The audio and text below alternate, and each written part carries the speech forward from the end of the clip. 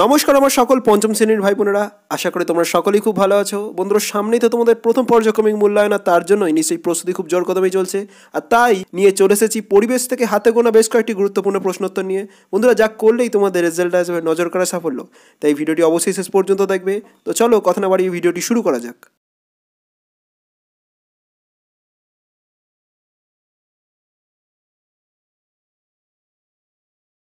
প্রথমেই আসি, দেখো, এক কথায় উত্তর দাও যার প্রতিটির মান এক। প্রথম প্রশ্ন, ত্বকে রোদ লাগলে কোন ভিটামিন তৈরি হয়? সঠিক উত্তর ভিটামিন ডি। পরের প্রশ্ন, দুধে লেবুর রস দিলে কি তৈরি হয়? সঠিক উত্তর ছানা। এবার আসছি পরবর্তী প্রশ্নে, কোন রোগের জন্য ডিওটি বা ডট চিকিৎসা করা হয়? সঠিক উত্তর যক্ষ্মা। পরের প্রশ্ন, কোন মাটিতে কাদা ও বালির ভাগ প্রায় সমান হয়? সঠিক উত্তর দোআঁশ মাটি। পরের প্রশ্ন, গায়ের রং কালো হওয়ার কারণ কি? সঠিক উত্তর মেলানিনের কারণে। এবার আসছি পরবর্তী প্রশ্নে, রসিক বিল কোথায় অবস্থিত? সঠিক উত্তর কোচবিহার। পরের প্রশ্ন, কোমর থেকে হাঁটু পর্যন্ত হাড়ের নাম কি? সঠিক উত্তর ফিমার। পরের প্রশ্ন, ভারতীয় বাইসনের অপর নাম কি? সঠিক উত্তর গৌড়। এবার আসছি পরবর্তী প্রশ্ন, দেখো, মাটির একটি অস্বাভাবিক উপাদানের নাম লেখো।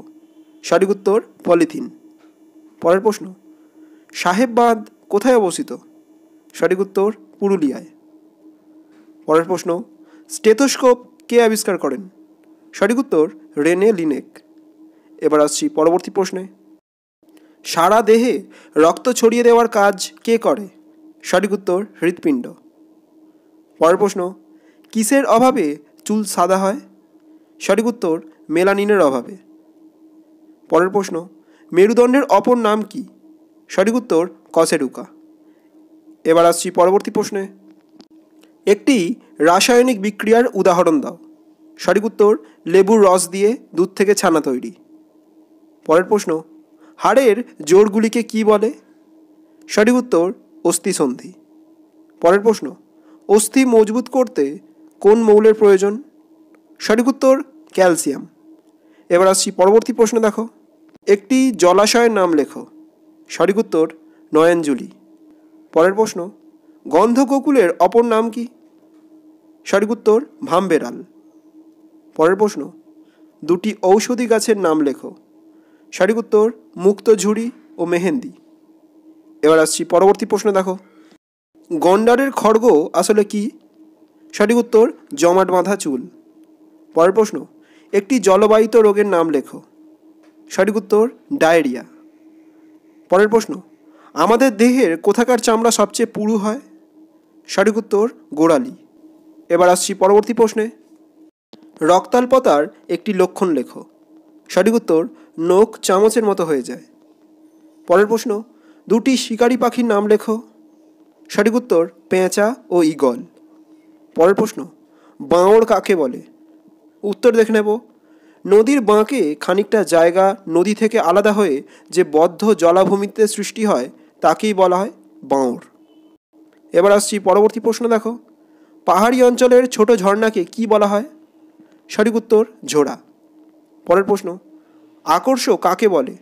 সঠিক উত্তর গাছের ডগায় থাকা সরু সুতোর মতো লতানের অংশকেই আকর্ষ বলে। এর সাহায্যে গাছ অন্য কিছুর উপর নির্ভর করে আস্তে আস্তে বেড়ে ওঠে।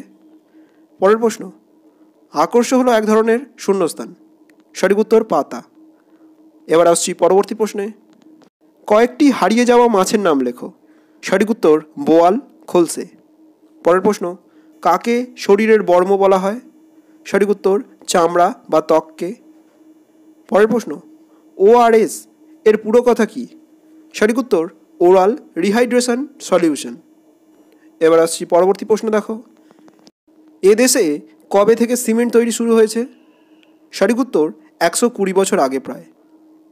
পরের প্রশ্ন, লেন্সকে বাংলায় কি বলে? সঠিক উত্তর আতস কাঁচ। পরের প্রশ্ন, একটি জৈব সারের নাম লেখো। সঠিক উত্তর কম্পোস্ট সার। এবার আসছি পরবর্তী প্রশ্নে, স্মৃতিশক্তি বাড়াতে কোন শাক সাহায্য করে? সঠিক উত্তর ব্রাহ্মী শাক। পরের প্রশ্ন, প্রথম কোন প্রাণী পোষ মানে? সঠিক উত্তর কুকুর। পরের প্রশ্ন, শিকারী পাখিদের নখ কেমন হয়? সঠিক উত্তর বাঁকানো ও সূচালো। পরের প্রশ্ন, আকর্ষ দেখা যায় এমন একটি গাছের নাম লেখো। সঠিক উত্তর কুমড়ো।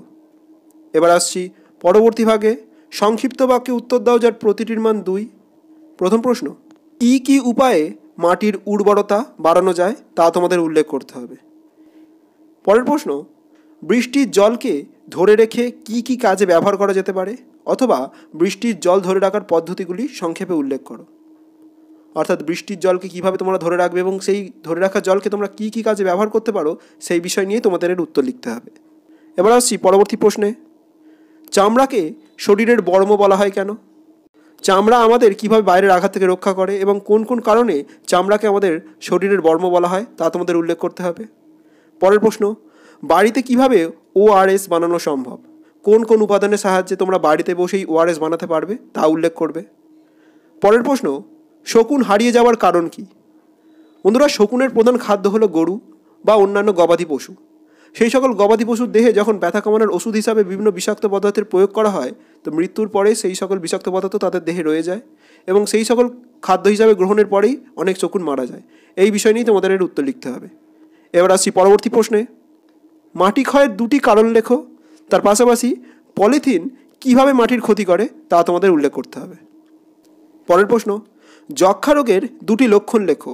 অর্থাৎ কোন কোন লক্ষণ দেখলে আমরা বুঝতে পারবো যে যক্ষা হয়েছে তা তোমাদের উল্লেখ করতে হবে এবং তার পাশাপাশি এর চিকিৎসা পদ্ধতিও সংক্ষেপে উল্লেখ করতে হবে তোমাদের। জন্য কোন টিকা নিতে হয়, কোন কোন চিকিৎসা পদ্ধতি অবলম্বন করতে হয়।